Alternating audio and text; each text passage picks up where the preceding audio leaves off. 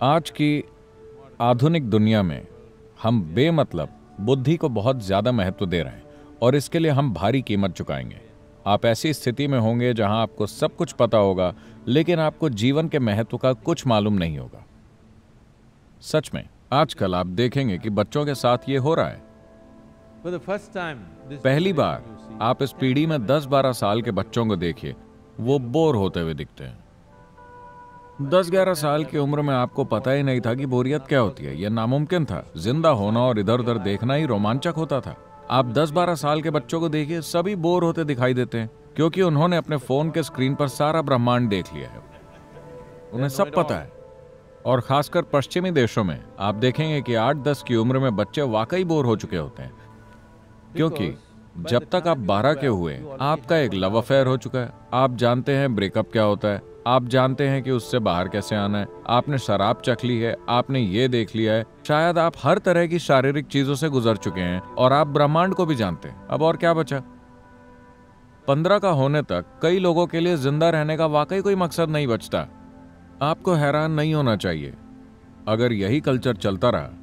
मैं नहीं कह रहा हूं कि यह भविष्यवाणी है, मैं बस देख रहा हूं कि यह शुरू हो चुका है।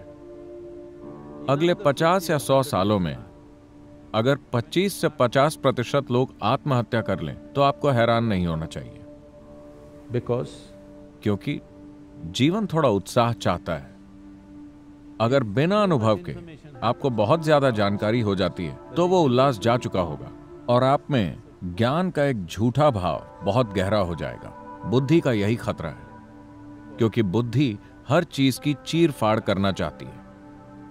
बुद्धि चाकू की तरह होती है, जितनी पैनी उतनी अच्छी। ये चीर फाड़ करके जानना चाहती है। चीर फाड़ कुछ चीजों के साथ कारगर होती है, जीवन के सारे पहलुओं के साथ नहीं।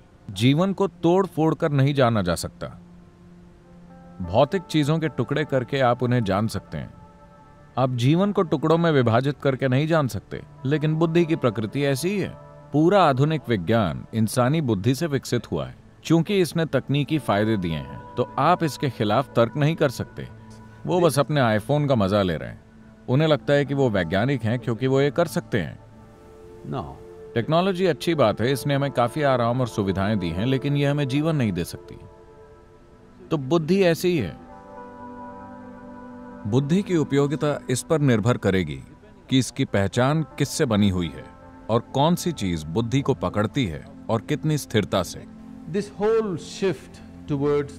दिमाग और बौद्धिक प्रक्रिया की तरफ ये रुझान, ये एक यूरोपियन बीमारी है।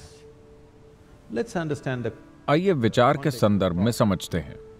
आप सोच सकते हैं सिर्फ उसी जानकारी के आधार पर जो आपने पहले से जमा कर रखी है। इसका मतलब है कि आप कभी भी कुछ नया नहीं सोच सकते। आप इसे रिसाइकल कर सकते हैं, आप इसे फेंट सकते हैं, आप इसमें उलट पलट और फेरबदल कर सकते हैं, पर आप बिल्कुल नया कुछ नहीं सोच सकते। कुछ नया बाहर निकालना विचार की प्रकृति में ही नहीं है। यह सिर्फ अतीत को रिसाइकल कर सकता है। इसका मतलब है कि अगर आप खुद को अपनी विचार प्रक्रिया के हवाले कर देते हैं, अगर आप इसे बहुत महत्व देते हैं, तो आप ये पक्का कर रहे हैं कि आपके जीवन में कुछ नया कभी भी नहीं होगा। तो विचार को इतना महत्व देने की जरूरत नहीं है। इस संस्कृति में विचार को कभी इतना महत्व नहीं दिया गया। वो बस आपका मनोवैज्ञानिक ड्रामा है। हम इसे ज्यादा अहमियत नहीं देते क्योंकि ये आपका नाटक है।